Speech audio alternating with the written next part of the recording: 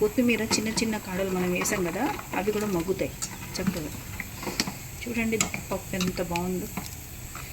ఈరోజు మనం పాలకూర మెంతికూరతోటి పప్పు చేసుకుందాం. ఇది ఇప్పుడు వాష్ చేసుకొని వద్దాము.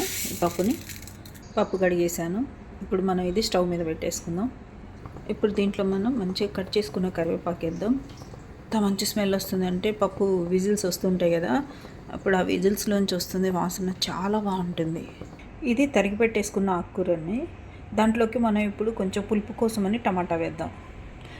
నేను తీసుకున్నది 6 టమాటాలు తీసుకున్నా. ఈ మిర్చి తీసుకున్నా, పచ్చిమిర్చి వేసేసాను. ఆకుకూర వేసేదాకా మూత పెట్టలేదు, టమాటాలు వేసేసా. పొంగు వెంటనే వచ్చేస్తుంది కాబట్టి, పొంగు వచ్చిన తర్వాత మనం ఇవి వేయటం వల్ల మనం పప్పు గుత్తితో మెత్తగా చేయాల్సిన అవసరం ఉండదు. మంచిగా మెత్తగా అయిపోతుంది పప్పు కానీ, ఆకుకూర కానీ, టమాటా కానీ.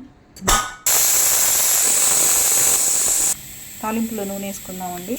మినపప్పు, ఆవాలు 1 స్పూను, జీలకర్ర 1 స్పూను, ఎండుమిర్చి, కరివేపాకు వేస్తాను, ఇంగు వేస్తాను.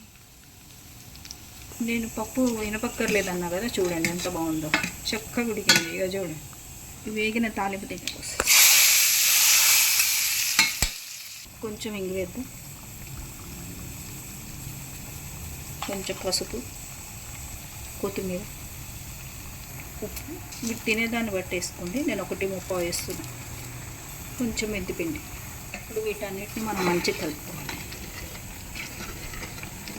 కొత్తిమీర చిన్న చిన్న కాడలు మనం వేసాం కదా, అవి కూడా మగ్గుతాయి చక్కగా. చూడండి పప్పు ఎంత బాగుందో. కొంచెం కారం వేసుకో. మనం పచ్చిమిర్చి వేసాం కదా, దాన్ని బట్టి వేసుకోండి కారం. 1.5 వేసాం. ఎలా ఉందండి పప్పు? హెల్దీ పప్పు, ఎంత ఈజీగా చేసుకోవచ్చు. కొంచెం ఉప్పు రాళ్ళు వేసాం కదా, అది కొంచెం కరగాలి. ఈలోగా మన కొత్తిమీర కాడలు కూడా కొంచెం మగ్గుతాయి. దీంట్లో కారం కూడా కలిసిపోయింది.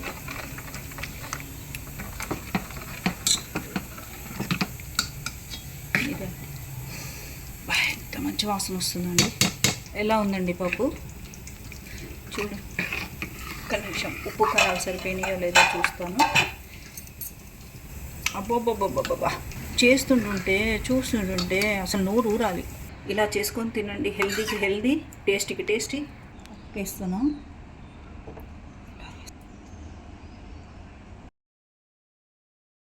దీని మీద చక్కటి నెయ్యి వేసుకుంటాం. లైక్ చేయండి, షేర్ చేయండి, సబ్స్క్రైబ్ చేయండి. ఇలా చేసుకొని తినండి. Thank you.